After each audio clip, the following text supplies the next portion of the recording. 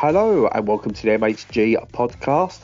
As usual, life could be a little bit miserable, life could be a little bit dark, so we're here to cut your pip, get rid of your benefits and ruin it all for you. Or we're going to bring you as much light and as much joy as possible, because the head of Destroy Your Life is here with me. No, he's not, because he's beautiful and he's great. It's Stu. How you doing, Stu? Yeah, not too bad. Yeah, no, I don't mind cutting people's benefits as long as the money goes into my pocket. That's the important thing. But yeah. I saw a really good video actually about how the reason, like, this is why austerity doesn't work, and it's a TikTok video and it shows off someone going, we've got to do like so and so, we've got the nation's going into debt, blah blah blah, so we need to make cuts. So they make cuts, and then you've got like a teacher comes home going, they've had to cut like our wages, or we've not, wages aren't going up but the mortgage is going up, so we'll have to cut back. We can't do this, and it goes to the business they might have used to get something done, like we won't go out for food, and the restaurant's going, well, we're not getting as many customers, so I'm going to have to let you go and stuff like that. We're not going to be able to do the refurb we was going to do. And then it goes to like the builders or the contractors, whatever, but they go, well, I'm going to have to, unfortunately, you're going to have to cut your hours because, you know, the contracts are not going through anymore. We've not got the contract. And then that person's going to sign on. It goes back to a couple of years later to the government person going, the debt's still going up. We made the cuts, but the debts are still going up. More cuts. And it basically repeats the same loop over and over until it gets to the point where like people just can't do anything anymore. And they're still going, but the cuts. And then someone goes, maybe austerity doesn't work. And I thought it was a really good video that explains what austerity is and why it doesn't work. Yeah, it's never worked. That's the irony. Like, there's like case histories from all of it, you know, throughout time, all of them failing, because you got to spend money to make money. And people are idiots though, aren't they? Yeah.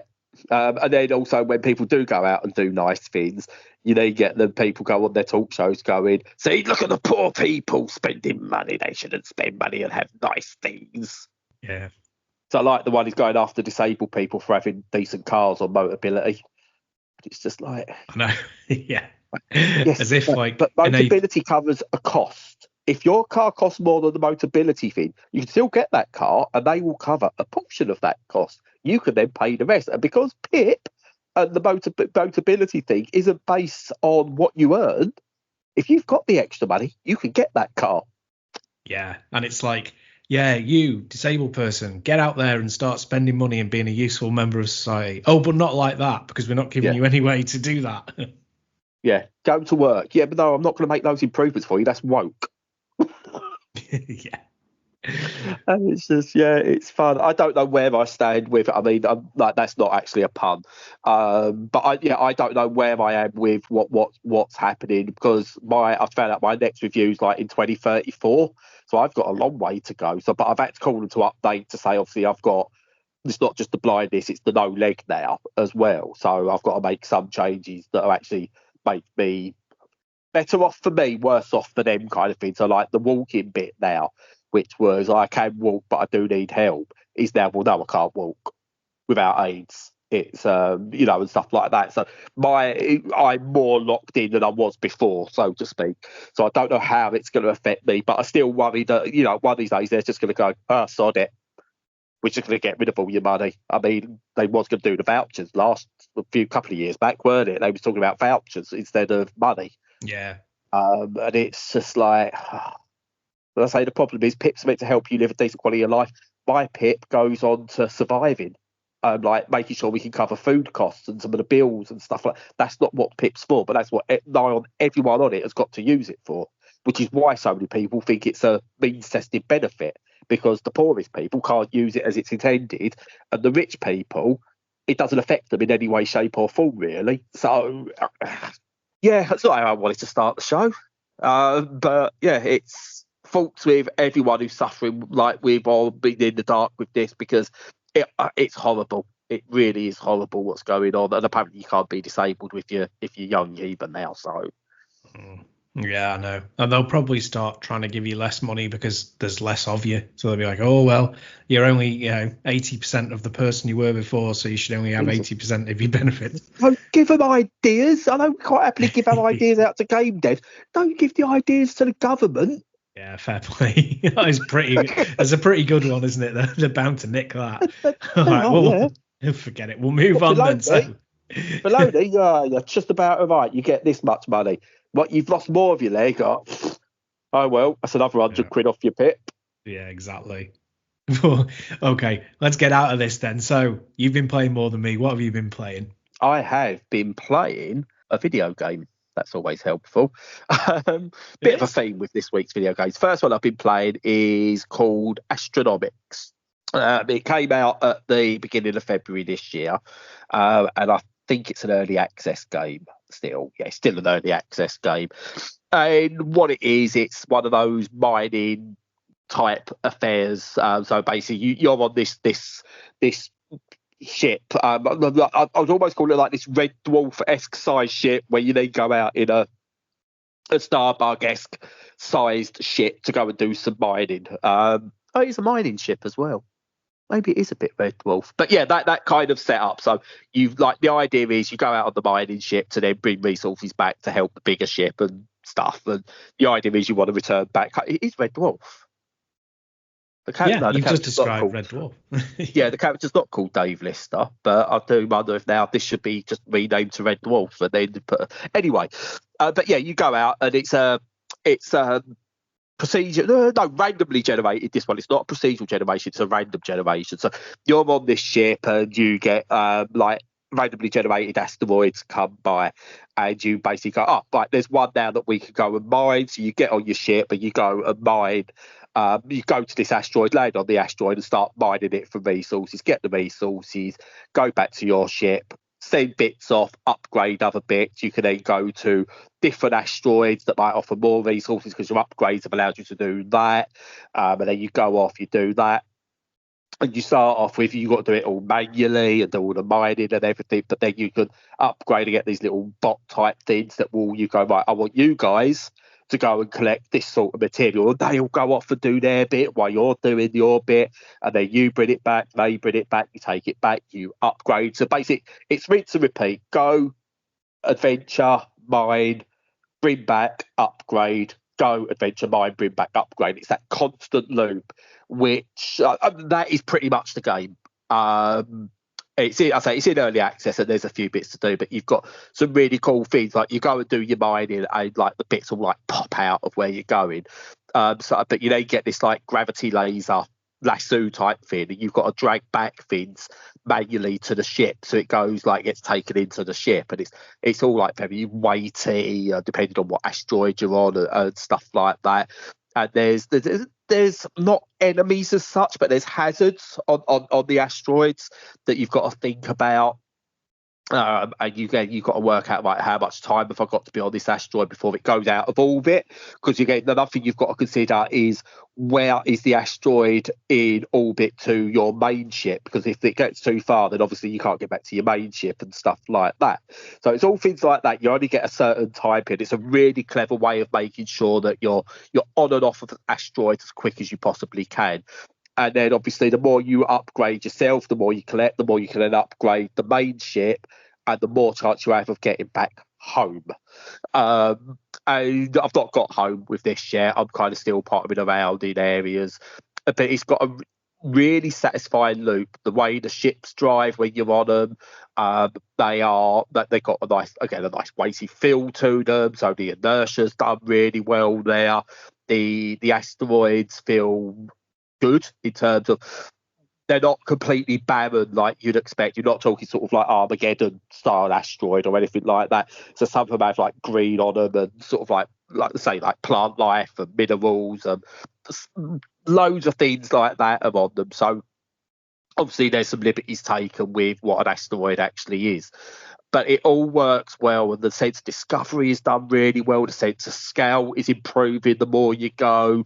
And the core thing with these sort of games comes from when you progress your skill base, do you feel like you're able to do more and more And then you feel like if you was to go back to the game at the start, do you then feel completely hampered again?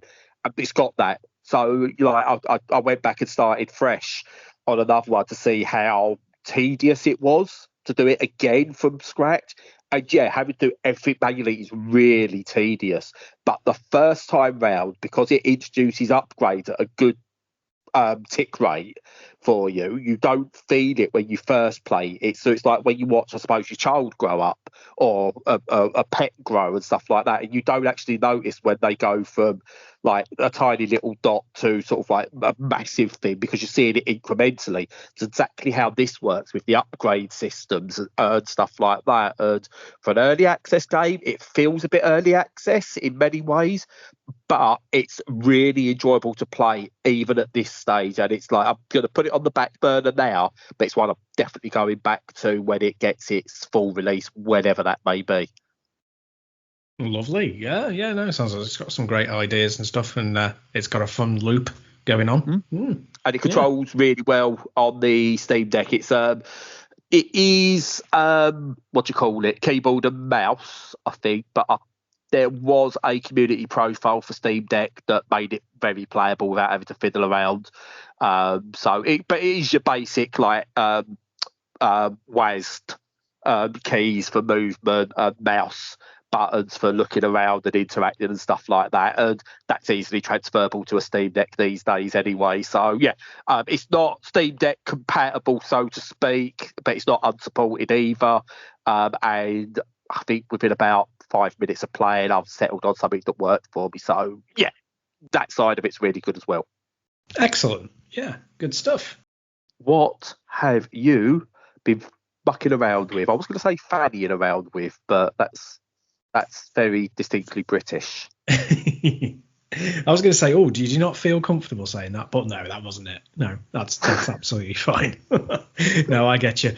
Yeah, no, I suppose that would still work for the US audience, because like it would be like bumming around with. Yeah. But then if you translated that back, then that would be a problem over here. So it all gets a bit. Well, over there, that's a homeless thing, is it? You're bumming around. It's like because that's what they call derogatory for homeless. Like obviously our derogatory was tramps, theirs was bums. I mean, last week's accidental racism feels like fine in comparison to where this is going. So just tell me what you've been playing, Stu.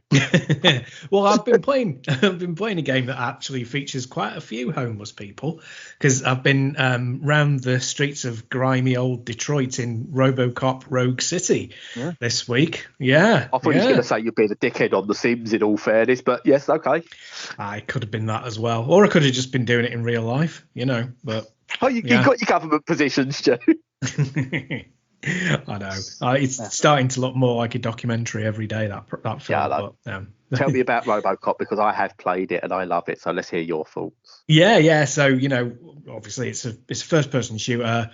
You go around being RoboCop and killing people. That's the sort of broad strokes of what the game itself is. But it carries a big weight of expectation and nostalgia and things from the franchise and the IP. So it's how it plays with that. And I was glad to see, funnily enough, that it keeps the whole sort of nuke drug plot from RoboCop 2. It works well. It gives it a good basis for why everything's so crap and why things can't improve. And it's very 80s, the whole war on drugs thing. It fits the aesthetic really well. And so, you basically go around killing things that you have to kill, because the whole irony is that you're a law enforcer, but you spend most of your time just killing criminals instead of arresting them. But there are kind of subplots to the game where you also do things that do actually serve the public trust and protect the innocent and uphold the law, which is nice. Some of them are good, some of them are not, but we'll talk about that. But yeah, I mean, the main villain is very good. He's like a snidey and corrupt weasel, as you'd expect in this kind of scenario, and he's got a power over RoboCop that sort of renders him useless in his sight. So that's interesting, and that villain ties in nicely with the old man, the head of OCP, who still remains this ambiguous figurehead. You never know what's kind of going on in his mind or what his ultimate objectives are, and that works really well. It does lack a little bit when it comes to enemies, though. Ed 209 is in it, which is fantastic. He remains this Stan Winston designed masterpiece. His appearance, it always raises the stakes, and it's always fun. But there's a bit too much sort of cannon fodder generally in the game, I'd say. 2 or 3 more sort of over-the-top baddies, with lots of character and different abilities. That would have been appreciated just to make them stand out. But the gunplay is really excellent anyway, so that's not too bad really. And it kind of just completely knocks it out of the park with the robo feel, though. Like, you'd be very hard pressed to fault the world building or how it carries on the legacy of the first film and the second film to a degree, and mainly because it's got like a really great plot and exceptional characterization. It's like, the storylines around like the psychologist who's interviewing you and the protege that you bring on, and there's one about an investigative journalist. They're all like top notch, really good plot lines, and they make it more than just a silly blast 'em up. But it's got all of that ridiculous gore as well, which is excellent. And some of it's pure nostalgia bait, but there's like, do we really believe that a bunch of the familiar faces from the first film would still be alive in old Detroit, knowing what it's like? But even so, it's good to have that back, and you need that tether back to the IP. But other than that, maybe it being a bit too long and the side quests getting a little bit tedious sometimes. There's a lot of kind of like walk here and do this that's sort of just to extend the runtime, but most of them are okay. Apart from that, it's a smasher. The gunplay's brutal and wild, and the upgrade path is satisfying, and I love the primacy of the Auto 9 as your firearm. That's like really, really welcome. It's put front and center, and no other gun is on balance is as good as it, which is great. And so it's the best RoboCop game since RoboCop versus Terminator on the Mega Drive in 1994. So that's quite an impressive feat. Yeah, no, I agree with you there completely. It'd have been very easy to make a RoboCop game that was faster paced or something, or you didn't play as RoboCop. RoboCop, what? RoboCop. And maybe played as a side character who supported RoboCop just to try and get that pace into it still, or whatever. But the fact is, you are a moving tank as you're going through, and it's slow, and you're just like, I'll just pick everyone off bit by bit, and it just comes together really, really well. It just feels like a RoboCop game. It doesn't just feel like another shooter that's had a RoboCop skin put over the top of it, which is, there's a Terminator game that came out a couple of years ago, a first-person shooter, which, it's got all Terminator characters, but it could have been any other generic FPS or third-person shooter even, whereas it's RoboCop. It's distinctly RoboCop in the way it plays, and it's really good. I really enjoyed it, and it's not, again, it's a fairly budget price as well, which helps to make it as enjoyable as what it is. Yeah, it's great. Yeah, they actually, the developers of this Teon actually did that Terminator game, the Terminator Resistance, I think it was. Oh, right, okay. Yeah, so they've learned a lot, obviously, and like come back swinging, and it's great. I mean, I bounced off this one a couple of times just because like the first mission is a bit rubbish.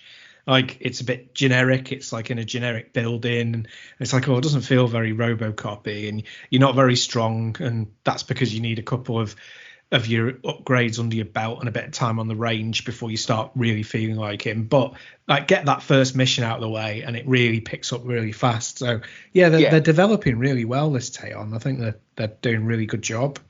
Yeah, no, I totally, because I didn't actually realise it was the same developers for it. So the fact they have done that, they have learned, and it's that it doesn't. There is distinct upgrades in terms of gameplay from that original game, which isn't a bad game. It's just not a very good Terminator game, in my opinion. much like we spoke about, like one of the Splinter Cells, the modern Splinter Cells, and one of the modern like Hitmen. They're great games in their own right, just not great in the series. And I think that was Terminator, whereas the RoboCop, it feels like a RoboCop game. And I'm glad you liked it, because I think it's absolutely fantastic. Yeah, big fan. Looking forward to the I'm not sure if they're classing it as DLC, but they're doing a pack for it at some point called Unfinished Business, and I'll be buying that day one. Oh, okay. I did not know that. Yeah. Indeed, I'm going to have to check that out afterwards. So we go from big old fucking Robot Cop, if you will. Really bad toys. Yes, RoboCop.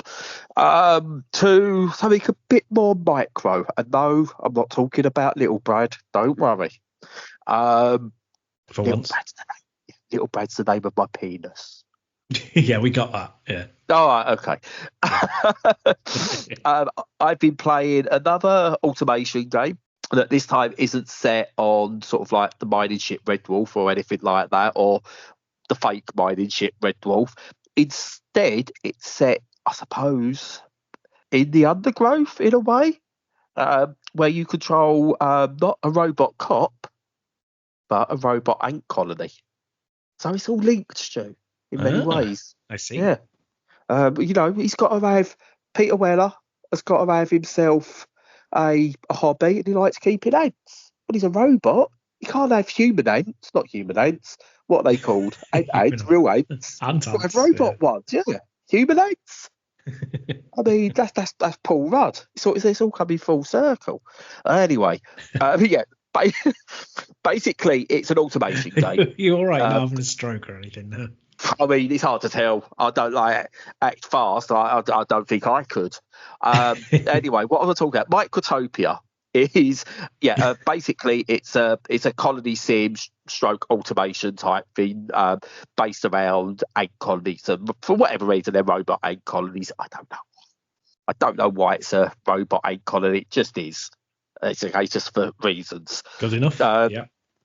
I mean, it could have been that maybe you controlled real ants, but maybe it made more sense to being able to control robot ants. But anyway, so what you've basically got to do, you set out on this area, and you go, right, I need to collect this. So you draw a path for your little ant thing to go and collect something, and then you go, right. So you draw the line, it goes and collects it, and then it just comes back, and what it does, it then teaches you, right, so what you actually want to do, you want this end to go and collect this and drop it off there, but then go back to collect and just keep collecting and dropping off, collecting and dropping off, collecting and dropping off. And then what you do is you upgrade by getting another end that goes, right, the thing that's now been dropped off, you've got to take to here to make a production of something. And then you might choose another end and go, right, your job now is to take this thing that's been made and take it to your ship or whatever it is, your main base, so we can then use that to upgrade. And then you draw these paths and the ants follow them. And what you do is you go, right, got to this path, and when you're at this path, do this thing. So it's like you basically set out this automation process, and then as they do certain things, and I think the first thing it gets you to do is you take a robot ant to go and do its bit, and then it's doing is to create more robot ants. And then, so what you end up doing, like on the first bit, is you say, right, so you go from where the creation output comes, like from the factory comes out, is the UAN. The UAN goes and collects this first bit and takes it to there. And it's basically then going back and forth from the collection to the drop-off, collection to drop-off. But then you basically say everything that comes out, then goes to this first collection bit, to the drop-off, to the drop-off, to the drop-off. And you create all these different loops that all come together, because once you've created that edge, you might then use the collection parts to then go and make something else. You will then go, right, okay, we've got this set up. So next we want to make ones that go from here to go and do this other job, and then come back, loop round to do all these other bits. It sounds bizarrely complicated when you try and describe it, and in truth it is. But as you're playing it, I think the game does, I would say, a 75% decent job of explaining exactly how it should work and how the loops all work. and stuff like that. You'll create another factory, and you might just have 5 ants that literally pick up from one factory and drop into another factory. They're just constantly in a small loop doing that. And then you do outputs, and it's all just like working with circuits in a way, I suppose. But the ants are the things that do it, and it's like freeform drawing as well. So you don't have to start off with, right, you must go in this line on this grid. It's all freeform. But what you start to do is you go, right, how can I optimize this? At the moment, I've just got this amalgamation of lines everywhere that ants are following. So let's move this to here. Can we create it as a grid system so they're crossing over at the right times, and that maybe this group here could pick up from here and drop off here, but on their way back, can they pick up from here and drop off here? And you start thinking about what's the best way to automate all this.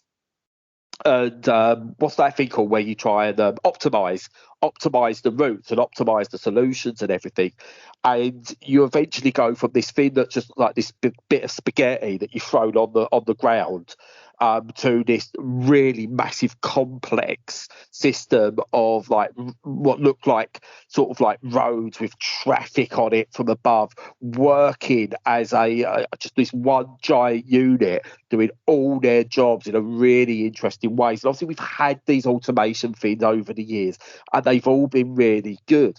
And this is another one where it's just, I think the aesthetic of it, like the ant system, rather than using people or aliens or other things have been there, using ants is a great way of being able to do it, because this doesn't need to be small scale. This could just be like normal scale, because you're still zooming in and out as you do on any other of these types of games. But it really makes it feel like you're minuscule in something much, much greater, just because of the aesthetic of it. As I said, I am really enjoying it. I've been playing it on the Steam Deck, and I will say it's not ideally suited to the Steam Deck, because precision drawing would help. So it could do with some maybe improvements on how it does line snapping and stuff like that to help you along the way, or maybe think about like, again, Steam Deck controls, what can be done, but it's not unplayable. It's just, for a game that's all about optimization, it's not the most optimized way of playing it, which is a shame, but it's not ruined my enjoyment of the game overall, in all fairness. So it's not going to change anyone's opinions overnight on colony sims and automation games. If you like these sorts of things, yeah, get it. It's going to be right up your street. If you don't like them, you're not all of a sudden be going, oh, ants, I'll definitely do this. Unless, of course, obviously you are Paul Rudd, in which case this is pornography. Yeah, ant pornography. Yeah, no, it looks really good. I like the fact the developers called Cordyceps Collective. That's very clever. Oh yeah. Yes. Yeah, I like that. Yeah, no, I didn't mention as well that RoboCop doesn't run well on Steam Deck at all. It was like very rough, very, very rough, but it's still worth persevering. Sounds the same with this. Yeah, a couple of things you could do to sharpen it up, but still, worth powering through if you're into that kind of thing. Yeah, and I think you're looking at what's the size of the developer, what resources they got to continue to do with this one, or do they make this and then take what they learned from this to make something else? It's hard to know whether this has got longevity as a continually updated game, or whether this is the base of something they can use moving forward. But there's nothing I can really go, oh God, no, they can't.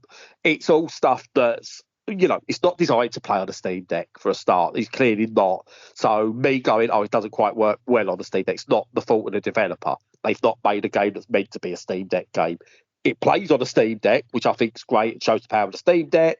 And I could play it on a Steam Deck with a mouse and keyboard if I really, really wanted to get into the sort of like the fine tuning of stuff. But it'd be nice, but I can't go use that as a way of marking the game down, because it's not as if it's one of those where it's gone, yeah, we're making a game for the Steam Deck, and gone, oh yeah, but we've got to do any of the quality of life stuff for that. It's a pure PC game in every way Both, whether that's good or bad for you, remains to be seen. But yeah, it's really good, and it does continue to get updates. It got an update 2 days ago with some quality, not some quality of life stuff, but some like general bug fixing and minor enhancements and stuff like that. Yeah, well, that's good when they do that. Impressed. Yes. Excellent. Yes.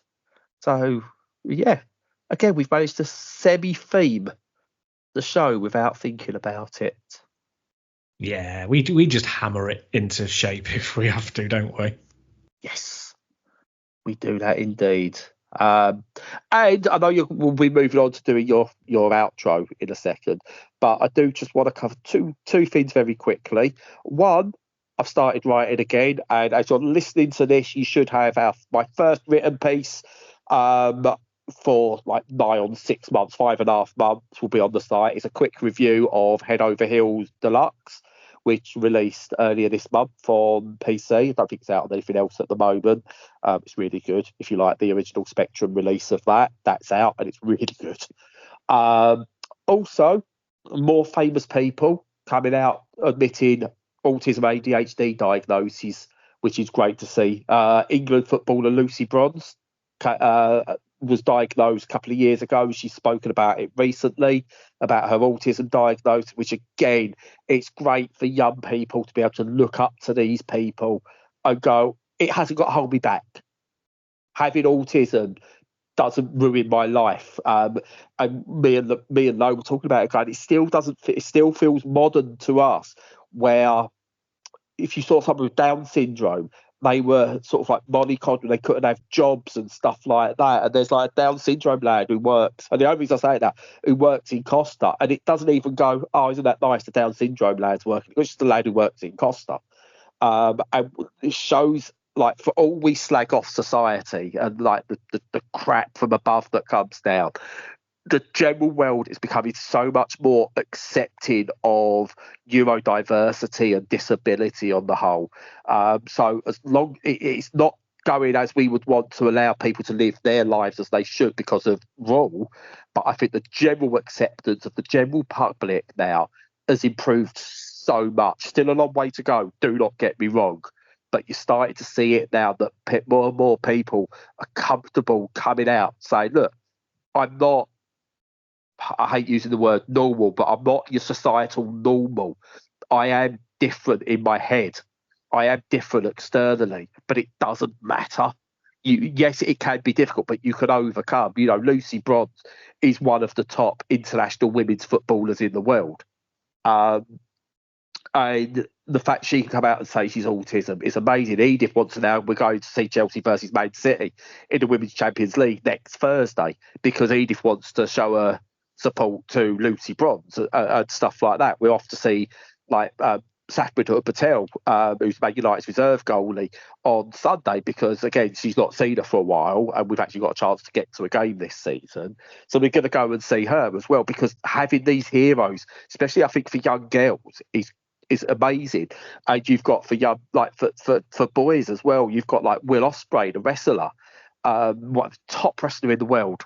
Like not when you take WWE out of it and like you look beyond that, like the most respected wrestlers in the world, autistic as fuck.